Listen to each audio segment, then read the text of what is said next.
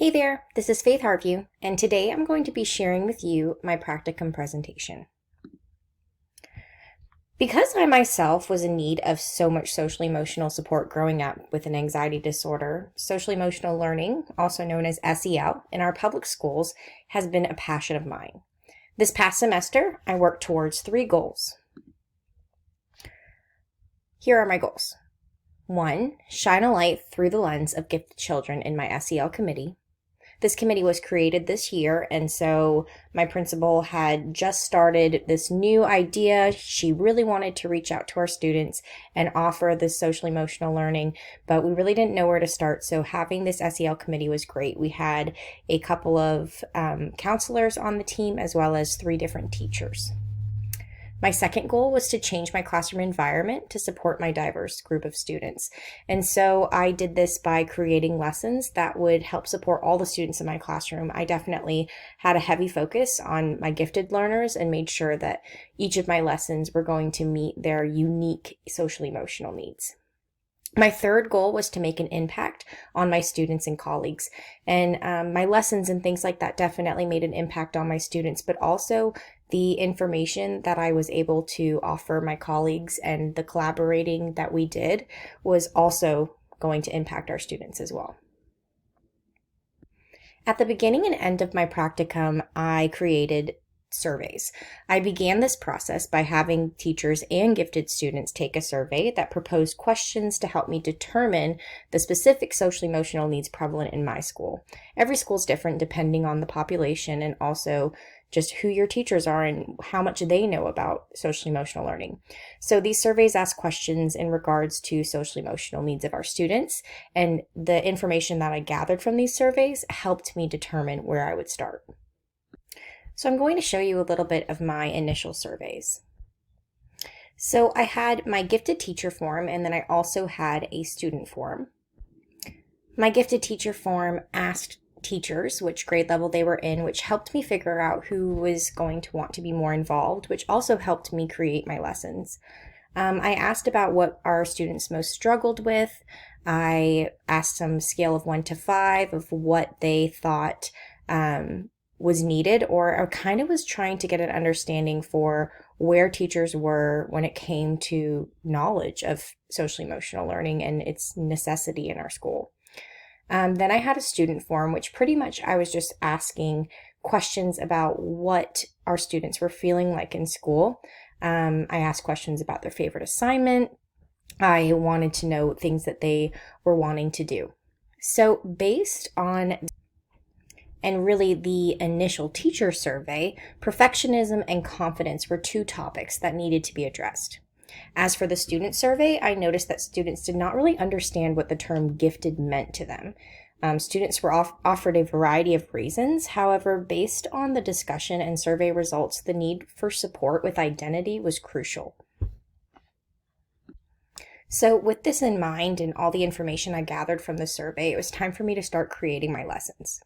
I created 4 different lessons, and these lessons were based on those specific needs that I talked about, including confidence, perfectionism, and identity.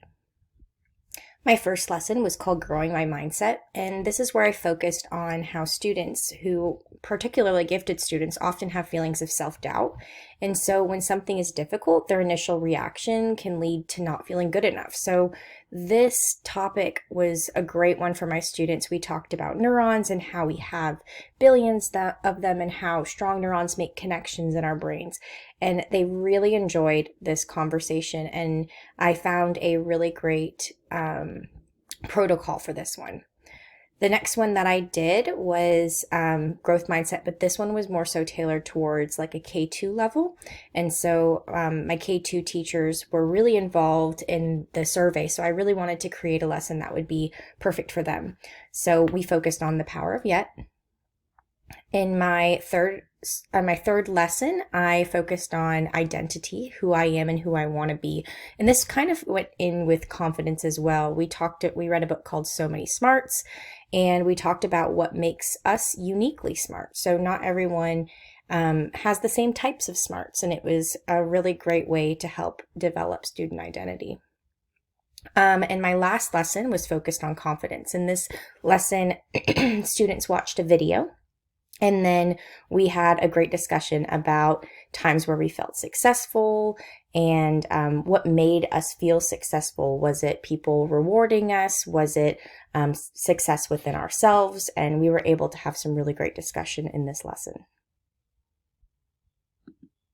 So aside from implementing the lessons in my classroom, I shared that I offered these lessons to teachers in my school as well. I particularly had a group of gifted teachers that I would email newsletters to, and also they would join me 2 times on Zoom to collaborate. Our first Zoom session was just kind of an introduction, and we also just had a discussion about what we're currently doing in our classrooms and what we plan to do in the future. We talked about the 1985 study from Judy Galbraith about the 8 great gripes of gifted student activity. We focused on what gifted social emotional needs are prevalent, and I especially focused on the ones that were mentioned in the survey that are prevalent with our unique group of students. We talked about imposter syndrome and how these doubts can make students not really understand why they were identified, which I totally think comes from that identity issue that was mentioned. And then we also went over some questions for discussion, and this is really what took up most of the time and really helped us figure out what our next steps were going to be. My second and final Zoom session focused primarily on gifted identity, because when we talked about our next steps, we were like, okay, our students don't really understand what being gifted is. I mean, our students are put in a classroom with general ed students, ESOL students, students with special needs, and we know that our students are unique, but what does gifted mean, and how do we make them feel important? So I shared a lot of information from Understanding the Social Emotional Lives of Gifted Students, which we took a course that I had already been familiar with this text, so I think it was a great use. I talked about Erickson's stages of development, and I talked about where our students were. We reflect on what that meant to us. We talked about societal expectations and how this can affect our students. Then we talked about strategies that were offered in the text. And this was a great time for us to talk about how we can use these strategies in our school. And so one of our things that we came up with was to, obviously, as a whole, agree to encourage involvement in extracurricular activities. They're free at our school. There's no reason for us not to push for students to try them out, and if they don't like them, then they don't like them. But it was important for us to kind of be in agreement that we are going to share and push for this involvement. And then we also talked about using reflection journals, and this was a great time for us to figure out how we could do that. So by letting students have a journal, and they're able to drop this journal on any teacher's desk that they have throughout the day. Children in our gifted program are moved constantly. So they would drop this journal on a teacher's table, and the teacher will be able to read it and respond. At the end of the Zoom meeting, we ended up brainstorming, and I think this was one of probably the most beneficial Zoom meetings, and also the most collaborating that I've ever done in terms of gifted teachers talking to each other, and especially in the sense of SEL.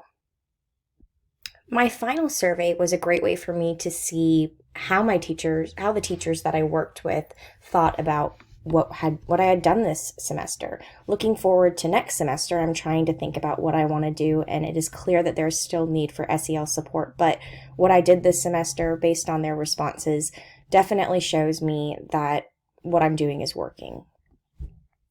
As for my students, I definitely see that they really enjoyed these lessons, and hearing the feedback from teachers about what their students think, they really enjoyed them too. And they explained how much they've learned, and they even offered some suggestions of what they think that they would like to learn more about. Working with teachers and students across grade levels was a great way for me to determine the needs of the students in our school, which puts me to where I'm probably going to go next semester. Because I conducted 2 after-school Zoom sessions that focused on SEL and its urgency in gifted education, and also focused heavily on identity development, collaborating among the teachers in my school and discovering how much more we could do to support our students led me to propose an SEL mini course to my principal. So this proposal was shared just to my principal, but it will also be shared in our school cabinet meeting on December 13th. And hopefully, if approved, I'll be implementing it school-wide in January. Most recently, I've been working on submitting my proposal for the GAGC conference, for their March 22 conference. I hope to share more about SEL for gifted children, and I really want to focus on human development, student socioeconomic status in Georgia, and why supporting our low-income students is critical. I also want to share strategies that we can implement in our classrooms right away. Overall, this semester has been a semester of growth for me. Growing up with an anxiety disorder and not having the support I needed as a child has always pushed me to enhance students' social-emotional learning. Working towards this change has enlightened me on the dire need for SEL and gifted education, not just in my school, but all across the nation. It encourages me to continue my research and advocacy even after I obtain my master's degree. I really look forward to seeing what doors I find open and working more on my GAGC proposal. Thanks so much for listening.